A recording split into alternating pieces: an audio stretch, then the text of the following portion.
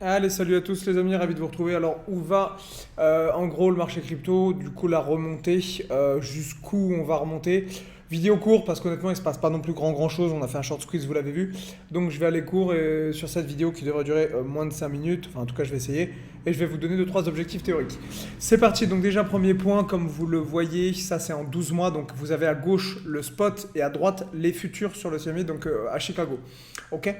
Donc en gros le spot qui cote en continu, je rappelle ainsi que les week-ends, les futurs qui cotent du dimanche soir au vendredi soir et qui donc sont fermés le week-end. Ici vous êtes en 12 mois, donc en annuel, vous voyez la grosse bougie dégueulasse. Généralement, le 50% peut être une zone qui est somme toute assez intéressante. Je pense toujours qu'on va aller plus bas après ce genre de grosse bougie. Honnêtement, ça m'étonnerait que, boum, on trouve immédiatement des acheteurs. Généralement, après une grosse bougie d'impulsion, il y a ce qu'on appelle un follow-up. Donc, je m'attends quand même à ce que ça aille plus bas. Ceci étant dit, là, pour l'instant, on est en train de remonter. Je dirais que éventuellement 50% de la bougie peut être intéressant. Donc, ce que vous faites dans ces cas-là, si jamais vous voulez absolument payer des cryptos, c'est que vous mettez tout simplement un ratio ici Fibo et vous vous dites les 50%, c'est où? C'est ici. Donc, 50%, ça correspond aux 31-32 000. Du coup, vous tracez votre niveau aux alentours des 31 000, plus ou moins 31-32, et vous vous dites, on va aller voir ça sur du weekly.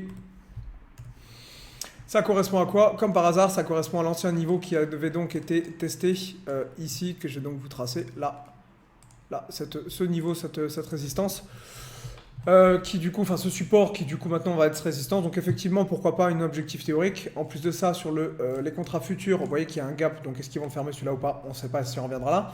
En tout cas, premier objectif en théorie, ce serait de venir et voilà, aux alentours des 28 000. Là, vous voyez qu'il y a un gap à fermer. Donc effectivement, la zone, je dirais que la zone des 31-32 000, en comblement déjà dans un premier temps vers les 29 000 du gap sur le futur, voire remonter un petit peu plus haut au niveau vraiment de la résistance sur le spot, ça peut être un objectif théorique. Pour ceux qui ont payé, là, il faudra à mon avis sortir une partie puisque j'ai toujours, je vous l'ai expliqué déjà, tendance à penser que le reste ça va faire tout simplement down, up et derrière on va probablement aller un petit peu plus bas. En tout cas moi je m'attends à ce qu'on aille plus bas. Évidemment je peux me tromper, on verra. Mais voilà grosso modo ce que je voulais vous dire. Donc éventuellement targeter ça. Honnêtement des fois on peut faire des genres d'ABC. Généralement le marché c'est plutôt ce qu'il fait quand on consolide. C'est-à-dire qu'en gros il nous fait un ABC. Alors pour ceux qui connaissent cette structure, qu'est-ce que c'est? En gros un ABC c'est tout simplement... On est dans une structure baissière, d'accord? Et le marché, très souvent, va nous faire une structure en 1, 2, 3. Alors ici, vous ne la voyez pas très bien, je vais vous la mettre en délit. Et donc, ça fait ça, d'accord? C'est une première vague, une vague de conso, et une deuxième vague qui va un petit peu plus haut. Et généralement, on vient chercher 100% de la vague. Donc effectivement, c'est aussi quelque chose qu'on pourra essayer de targeter au niveau de nos objectifs. C'est-à-dire que ici, si je mets juste... Hop, je vais vous mettre juste le spot ici. Si jamais on est en train de remonter... il faudra voir, mais si pour X ou Y raison, ici, on remonte, qu'on s'arrête un peu à mi-chemin, je ne sais pas où, et qu'on redescend, bah, vous pourrez placer des objectifs théoriques pour dire, voilà, éventuellement, on peut très bien aller faire ça, c'est-à-dire que là, on est parti d'ici plus bas, le plus haut, il est, je ne sais pas où il sera, mais il sera ici, vous mettrez le plus bas et ça vous donnera du coup des objectifs.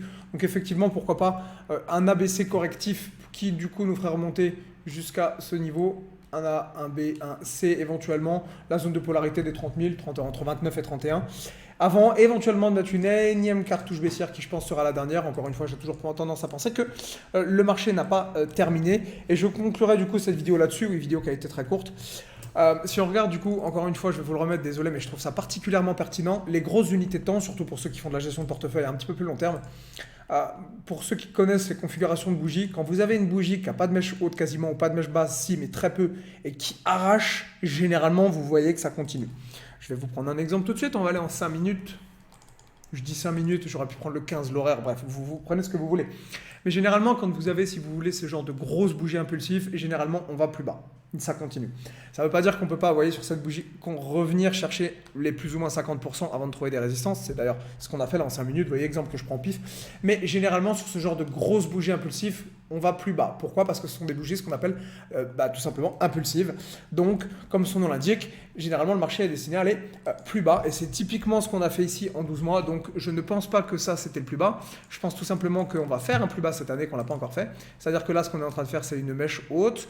Ensuite, on va probablement essayer de trouver le plus bas avant de remonter et de clôturer l'année. Dieu, ça le sait comment, mais j'attends toujours à ce que... Je pense que l'année sera positive, d'accord, déjà premièrement. Donc effectivement, pourquoi pas finir un petit peu plus haut. Ceci étant dit, je pense d'abord que le marché doit nous faire une mèche basse. Donc là, j'ai tendance à dire qu'il faut une mèche haute avant de faire une mèche basse, avant potentiellement de finir l'année de manière positive. Je pense que cette année sera positive, mais j'attends encore un peu plus bas. J'attends toujours cette fameuse mèche basse. J'ai donc toujours tendance à penser que le plus bas sur les cryptos n'est pas fait à tort ou à raison.